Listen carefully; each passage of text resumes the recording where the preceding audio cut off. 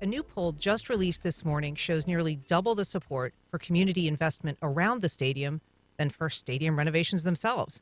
It's just one of the eye-opening discoveries in a survey by University of North Florida's Public Opinion Research Lab, which is run by Dr. Michael Binder, and he joins us now in studio. Welcome, Mike. Good morning. Thanks for having me. So let's start with the numbers I just mentioned. The deal proposed by the mayor and the Jags is not just a stadium redesign, but it includes this $300 million investment, community investment around that area and around the city. What did you find out about that? Yeah, this is something everybody always asks when you release the polls. What surprises you?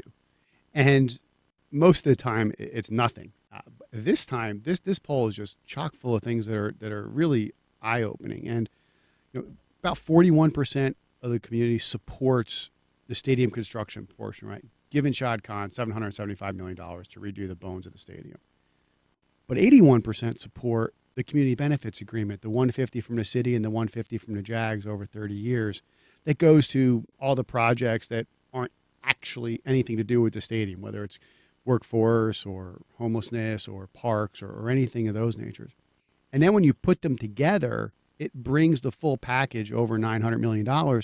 Support goes up to 56%. So really, it's that community benefits agreements that's pulling support for the stadium kind of over that 50% mark.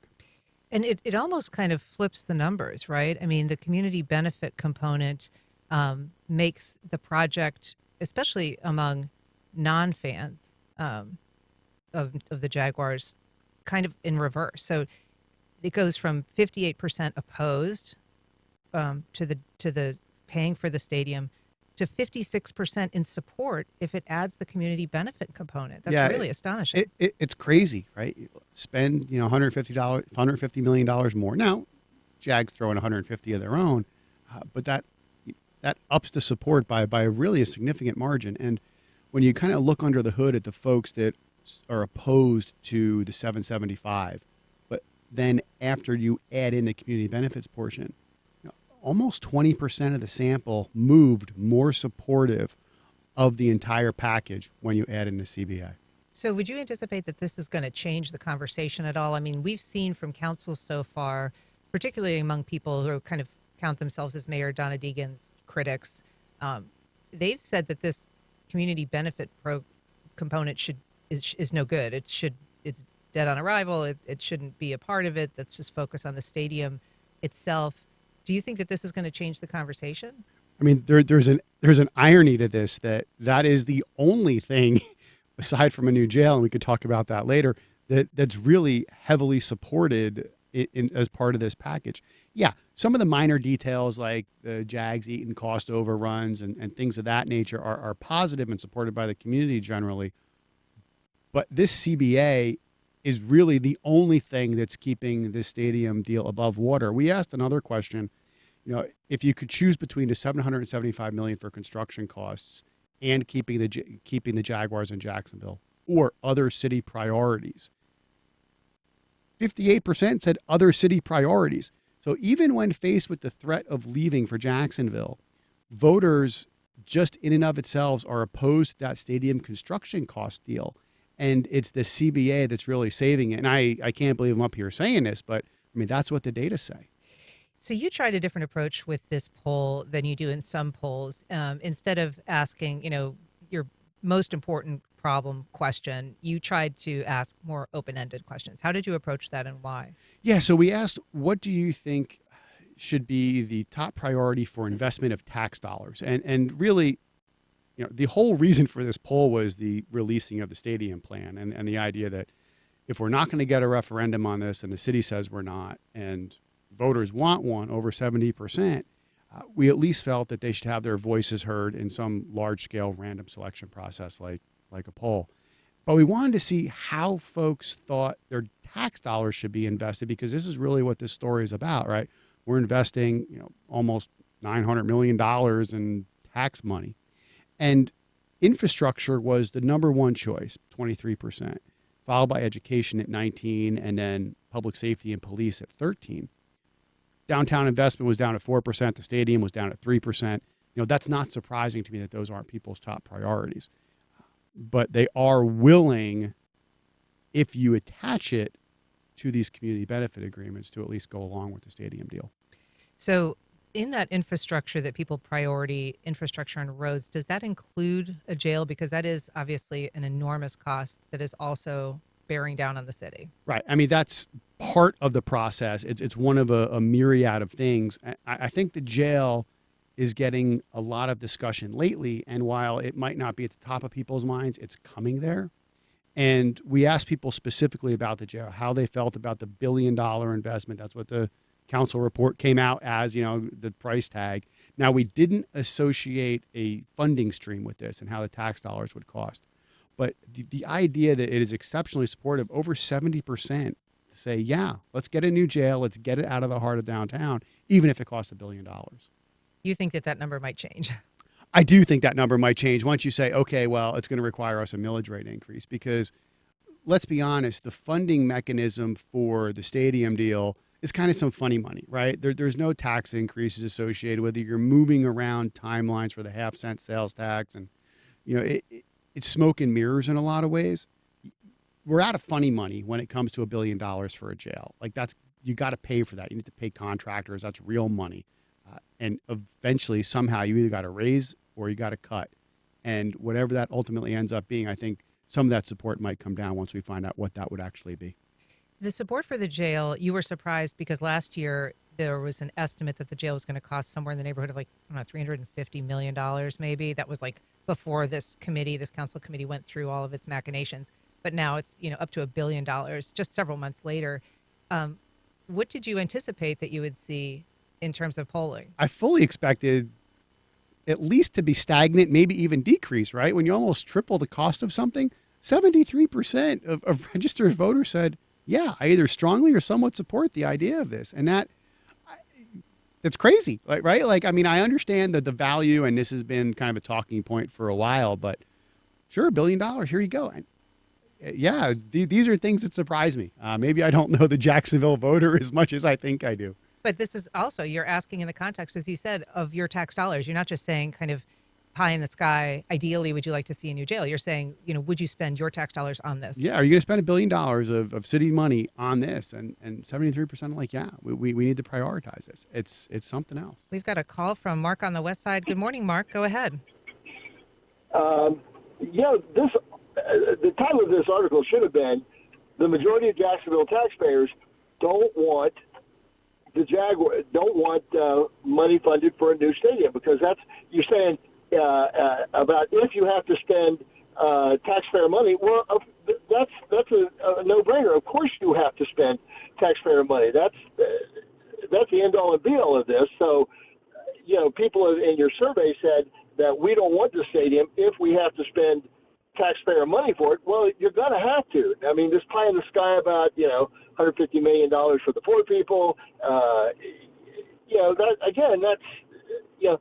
The basic part of your survey, I think, says it all. It says these people, the majority of people in Jacksonville, don't want the stadium of the future if they have to spend $1 billion worth of taxpayer money, and of course they will. Yeah, good point. Thanks, Mark. I think your point is that the support rose when the additional cost was tacked to it. But, to his point, only 3% of people in your poll said that they wanted to spend money. That it's a top priority for them. And listen, you can have multiple priorities that you're willing to spend money on. I mean, I don't want to take it and mislead it, right? I think people would agree that you need to spend money on schools. People would agree that you need to spend some money on police. What those numbers are, you can fight over, but I think you can only have one top priority. But no, the caller's right? Even when we poked people and said, listen, the $775 for the stadium construction costs, are you willing to do this, even if it means them leaving, or would you rather spend it elsewhere? Almost 58% said we'd rather spend it elsewhere. So even if they left, the caller's right there.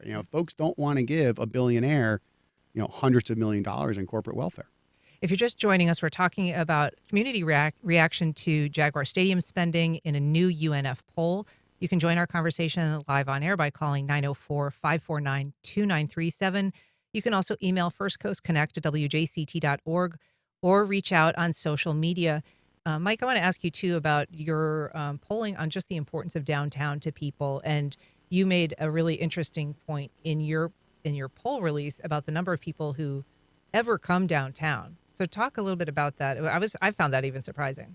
Yeah, and downtown has been talked about for decades before I got here, and will be decades after I'm gone, I'm sure. But we asked folks, how often do you go downtown for leisure and entertainment? A full 24% of our sample never goes downtown. Okay, great. Well, a few times a year, a couple odd events here and there. That's 46%. So 70% of our sample goes downtown a few times a year or less. Yet there's a willingness not only for the stadium, but investing in downtown altogether. We asked folks what they thought about the importance of investing downtown. And we had a couple of different answer choices for them. And 39% believe that investing in downtown is critical for Jacksonville and for its future. And then another 28% said, yeah, I see the benefits. I have a little bit of hesitancy, but I see the benefits of it. So if you kind of combine those two groups as willingness to spend money downtown, that's 2/3 of the sample are saying, yeah, like I see the value and I'm willing to do it. I have some concerns, but I'm okay with it. When 70% of the sample almost never goes down there. We've got a call from Thomas on the west side. Good morning, Thomas. Go ahead.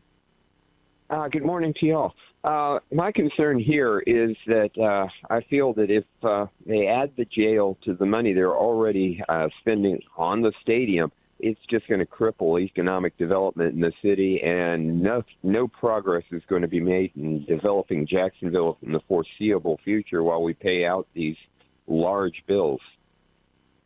Thank you, Thomas. There's certainly some concern, Mike, that there are going to be a lot of people who feel like they need money, deserve money for their projects that there isn't going to be money for. Right. And, the jail is not on the city council's docket right now, and I don't expect it's going to be. There's even beyond this money for the stadium, it's been clearly articulated that come the fall, there's going to be a renewed attention on the old Lot J idea, the entertainment district downtown.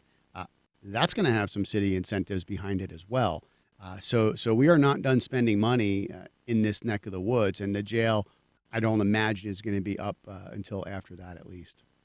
I want to ask you about some polling that you did just about people's popularity numbers, because you usually run those through. Tell us what you found in terms of mayor, city council, state attorney, the sheriff. Yeah, we tend to do job approvals just to see where people are at given states. And Mayor Deegan's approval rating was at 63% approve, which is, quite good. That being said, mayors generally do pretty well. There was a time right after the JEA scandal around COVID that Curry wasn't. But even Alvin Brown, right before he lost re-election, was over 50%. Is that right? Yeah, he was. We had him at 55% right before he lost re-election. But so Mayor Deegan's at 63%, which is good for her. Sheriff Waters is at 64%. In some ways, that gap is closed. Sheriff Waters had been ahead of Donna for a little while. And then our state attorney, Melissa Nelson, she's up around 60% too. City council's a little bit closer to 50-50, but there's still some approval for city council. They generally tend to do worse than all the individuals too. So, but by and large, our elected officials have some pretty solid popularity numbers. We've got a call from Erwayne. Good morning, Erwayne. Go ahead.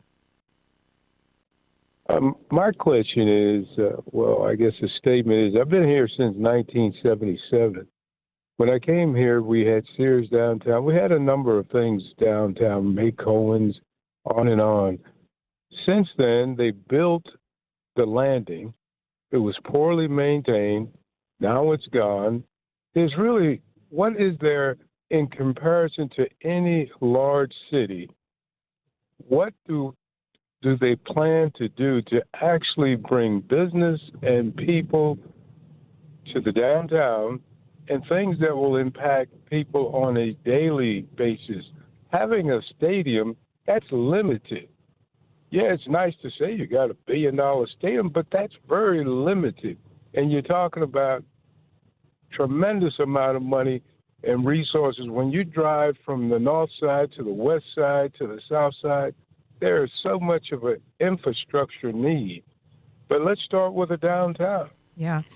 Thanks, Erwayne. I sometimes think of the money that was spent taking down the landing, which I think is now in the neighborhood of, inching towards $30 million.